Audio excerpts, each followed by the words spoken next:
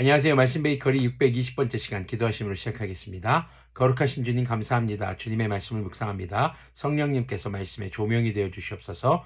우리 주 예수 그리스도님의 이름으로 기도합니다. 아멘.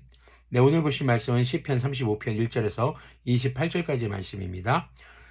주님, 나와 다투는 자와 다투시고 나와 싸우는 자와 싸워 주십시오. 지금 이제 다윗의 시로 알려져 있는 내용입니다. 그래서 시적 화자를 다윗으로 본다면 다윗은 지금 자신이 지금 전쟁의 상황 혹은 다툼의 상황 가운데 있다라는 것을 밝히고 있으면서 자신을 대신해서 하나님께서 싸워주실 것을 간구하면서 지금 본문이 시작을 하고 있습니다. 자, 계속 보면요. 큰 방패와 작은 방패를 잡으시고 일어나 나를 도와주십시오. 창과 단창을 뽑으셔서 나를 추격하는 자들을 막아주시고 나에게는 내가 너를 구원하겠다 하고 말씀하여 주십시오. 자, 곤경에 처해 있던 다윗.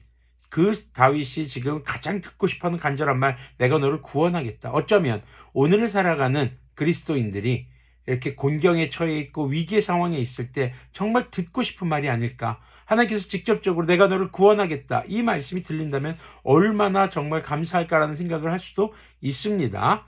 자, 그런데 우리는 한 가지 생각해 봐야 합니다. 주님께서 이제는 그렇게 말씀하지 않으셔도 괜찮습니다. 왜요? 성경에 있거든요. 성경의 모든 말씀은 바로 우리에게 주신 말씀인 것을 우리가 다시 한번 기억하며 묵상을 이어가기를 소망합니다. 내 목숨 노리는 자들을 부끄러워 무색해 하시고 나를 해치려는 자들도 뒤로 물러나 수치를 당하게 하여 주십시오. 그들을 바람에 날리는 겨처럼 흩으시고 주님의 천사에게서 쫓겨나게 하여 주십시오. 그들이 가는 길을 어둡고 미끄럽게 하시어 주님의 천사가 그들을 추격하게 해 주십시오. 몰래 그물을 치고 구덩이를 파며 이유 없이 내 생명을 빼앗으려는 저 사람들에게 멸망이 순식간에 닥치게 하시고 자기가 친 그물에 자기가 걸려서 스스로 멸망하게 해주십시오. 그때에 내 영혼이 주님을 기뻐하며 주님의 구원을 크게 즐거워할 것이다. 주님과 같은 분이 누구입니까? 주님은 약한 사람을 강한 자에게서 건지시며 가난한 사람과 억압을 받는 사람을 약탈하는 자들에게서 건지십니다. 이것은 나의 뼈속에서 나오는 고백입니다. 전부 다 지금 하나님께 계속 얘기하고 있다가 갑자기 9절에서 좀 뉘앙스가 바뀌죠. 내 영혼이 주님을 기뻐하며 주님의 구원을 크게 즐거워할 것이다 라고 선포하는 내용으로 바뀝니다. 지금 다윗은 이 어려운 상황에서 나를 건져달라는 기도의 내용을 굉장히 좀 다소 구체적으로 하고 있어요. 그리고 지금 이 나를 괴롭히는 사람들을 하나님께서 어떻게 좀 혼내주셨으면 좋겠는지를 또 상세히 말하고 있습니다. 자, 그러면서 한 호흡 가다듬는 것 같습니다. 그렇게 얘기하면서 그래, 그때가 되면 내가 반드시 주님을 찬양할 것이다. 너는 찬양해라 라고 자신에게 지금 선포하고 있는 것이죠. 자, 이것은요, 자신의 믿음을 다잡는 선포이기도 하고 주님의 구원을 의심하지 않고 믿는 그런 자신의 믿음을 고백하는 선포이기도 한 것을 우리가 묵상해 볼 수 있겠습니다.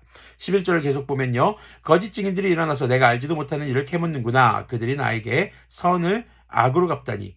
내 영혼을 이토록 외롭게 하다니. 자, 지금 자신을 괴롭히는 사람들이 지금 거짓 증인, 바로 거짓말로 자신을 모함하는 사람들, 또 과거 다윗에게 자신에게서 선한 영향을 받은 사람들, 그들이 지금 자신을 이렇게 힘들게 하고 있다는 것을 알 수 있고요. 13절을 계속 보면요. 그들이 병들었을 때에 나는 굵은 베옷을 걸치고 나를 낮춰 금식하며 기도했건만 내 기도가 응답되지 않았더라면 더 좋았을 텐데. 다윗의 기도가 응답되었기 때문에 그들이 건강을 되찾고 회복했다라는 것이죠. 그렇게 하나님께 금식하며 기도할 정도로 자신이 아꼈던 사람들이지만 자신에게 지금 적이 되어버린 겁니다. 자신을 모함하고 자신을 거짓으로다가 지금 증언하고 있는 사람들이 된 것이죠. 14절 계속 보면요. 친구나 친척에게 하듯이 나는 그들의 아픔을 함께 아파하고 모친상을 당한 사람처럼 상복을 입고 몸을 굽혀서 애도하였다. 그러나 정작 내가 환난을 당할 때 오히려 그들은 모여서 기뻐 떠들고 폭력배들이 내 주위에 모여서는 순식간에 나를 치고 쉴 새 없이 나를 찢었다. 장애자를 조롱하는 망령된 자와 같이 그들은 나를 조롱하고 비웃으며 나를 보고 이를 갈았다. 주님, 언제까지 보고만 계시렵니까?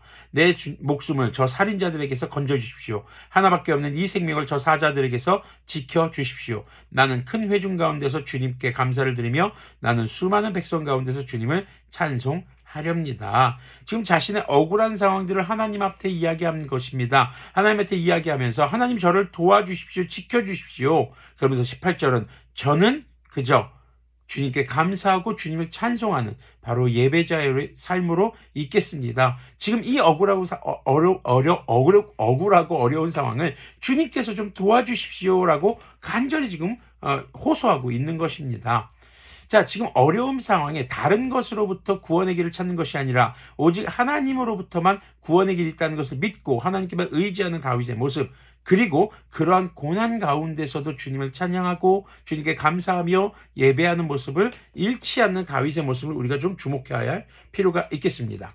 19절을 계속 보면요. 거짓말쟁이 원수들이 나를 이겼다면서 기뻐하지 못하게 해주십시오. 까닭없이 나를 미워하는 자들이 서로 눈짓을 주고받으며 즐거워하지 못하게 해주십시오. 그들은 평화에 대해 말하는 법이 없습니다. 평화롭게 사는 백성을 거짓말로 모해합니다. 그들은 입을 크게 벌려 하하 하고 웃으면서 우리가 두 눈으로 그가 저지른 잘못을 똑똑히 보았다 하고 위증합니다.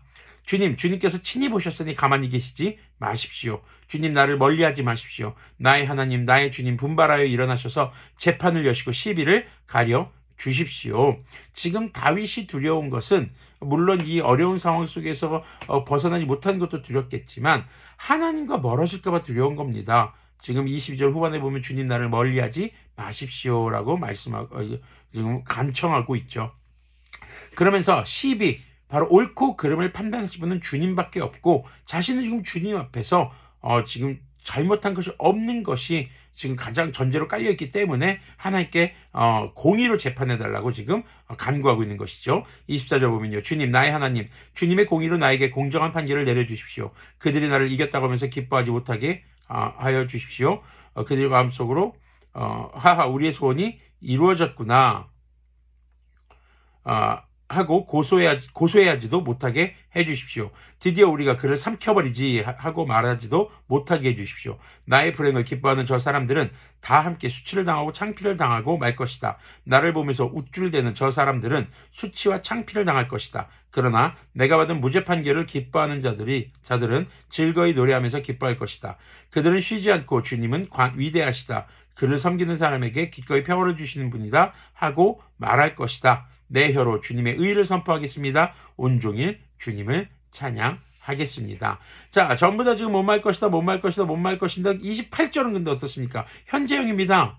내 혀로 주님의 의를 선포하고 온종일 주님을 찬양하겠습니다. 오늘 이 말씀을 전체적으로 세 단락으로 좀 나눠서 보면은요. 저 1절에서 10절은 이제 전쟁의 위협, 자기 저 앞에서 지금 위협받고 있는 상황에서 주님의 구원을 요청합니다. 그리고 이 11절에서 18절까지는 악인들을 벌해달라고 지금 얘기합니다. 그리고 이제 19절에서 28절은 승리하게 해달라고 간구하는 내용입니다. 그런데 첫 번째 단락에서는 9절에서 현재형으로 나오는 단어가 내 영혼이 주님을 기뻐하면서 주님의 구원을 크게 즐거워할 것이다 라고 이야기를 합니다. 자기에게 선포하는 것이죠.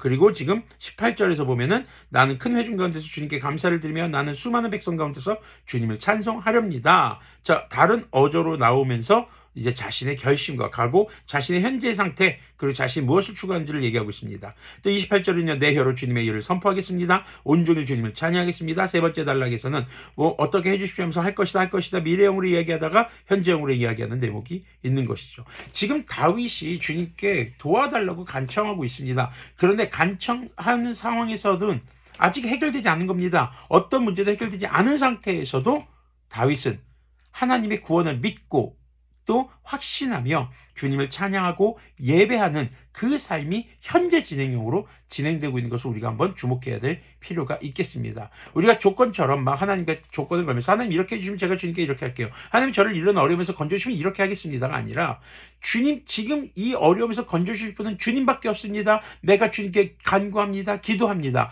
하나님 앞에 의롭게 살아가는 거룩을 잃지 않는 주님의 성도들을 주님께서는 절대 외면하지 않으시고 반드시 구원하실 거라는 믿음의 확신, 그 믿음을 가지고 자신은 주님 앞에 주님을 예배하는 자로서 지금 떳떳하고 지금 나를 괴롭게 하는 사람들 자신이 직접 뭔가를 하려고 하지 않습니다. 주님께 모든 심판을 맡깁니다. 이것이 진정한 그리스도인의 삶의 자세가 아닐까 생각을 해봅니다. 내가 정죄하고 내가 심판하고 다른 방법을 동원해서 내가 승리를 쟁취하는 것이 아니라 모든 승리는 주님으로부터 비롯됐다는 믿음을 가지는 것, 그리고 주님께서 어려운 상황에서 주님의 자녀들을 반드시 구원하실 거라는 믿음을 가지고 현재 상황에서 주님을 기뻐하고 주님께 감사하며 찬송하며 예배하는 모습을 잃지 않고 있는 것이죠. 자, 그래서 오늘 말씀의 제목이 미완의 상황에서 울리는 찬양입니다. 반드시 내가 원하는 결과대로 내 삶에서 이루어지지 않았다 하더라도 우리가 지금 현재의 상황에서 주님께서 장차 이루실 구원, 우리는 예수님 다시 오실 날에 이루실 완전한 구원을 믿고 기다리는 사람들입니다. 그때 끝까지 회개하지 않고 우리를 모함하고 정말 하나님 앞에서 우리를 수치스럽게 했던, 부끄럽게 했던, 억울하게 했던 그런 사람들이 하나님 앞에서 분명히 벌을 받게 될 것이라는 그것이죠. 그걸 막 그날을 기다리는 것이 아닙니다. 그들이 벌 받을 날을 기다리는 것이 아니라 우리가 구원받을 날을 기다리는 것이죠. 그리고 주님의 말씀과 주님의 구원은 반드시 이루어질 것이기에 우리는 그것을 믿고 기다리는 그것만으로 오늘의 예배와 찬양과 감사를 주님께 드릴 수 있는 충분한 필요 충분 조건이 된다고 생각합니다. 자, 오늘 말씀을 통해서 다윗이 곤경에 처했을 때 어떻게 기도했었는가, 그리고 그 곤경의 상황이 끝나지 않았음에도 자신이 감사하며 주님께 감사하며 찬송하고 예배하는 모습, 그 모습을 잃지 않았던 다윗의 모습이 우리의 삶에도 적용될 수 있기를 소망해 봅니다. 기도하겠습니다. 거룩하신 주님 감사합니다. 주님의 말씀을 묵상했습니다. 주님, 지금 우리에게 있는 어려움들이 있습니다. 괴로움들이 있습니다. 헤쳐나가야 할 문제들이 있습니다. 그 모든 상황 속에서 주님께서 우리를 인도하시고 건져내 주시고 나를 억울하게 하는 사람들, 나를 힘들게 하는 사람들, 나를 거짓으로 모함하고 정말 나를 끌어내리려고 하는 그런 모든 사람들에게서 우리를 구원하여 주실 것을 믿습니다. 주님, 다만 그 모든 심판과 정죄는 우리의 몫이 아니라 하나님의 것인 것을 기억하며 우리는 지금 이 상황에서, 현재의 상황에서 주님을 찬양하고 주님께 감사하며 예배하는 그런 예배자의 모습을 잃지 않도록 주님의 영으로 충만케 하여 주시옵소서. 우리 주 예수 그리스도님의 이름으로 기도합니다. 아멘. 네, 지금 우리가 주님께 간절히 바라는 상황이 바로 이루어지지 않았다 하더라도 성경을 통해서 주님의 언약을 믿고 주님께서 다시 오실 때에 이루실 구원을 확신하는 것만으로 오늘 현재의 상황이 어떻든 주님께 감사하며 찬양하며 예배하기에 아주 충분한 날이 되기를 소망합니다.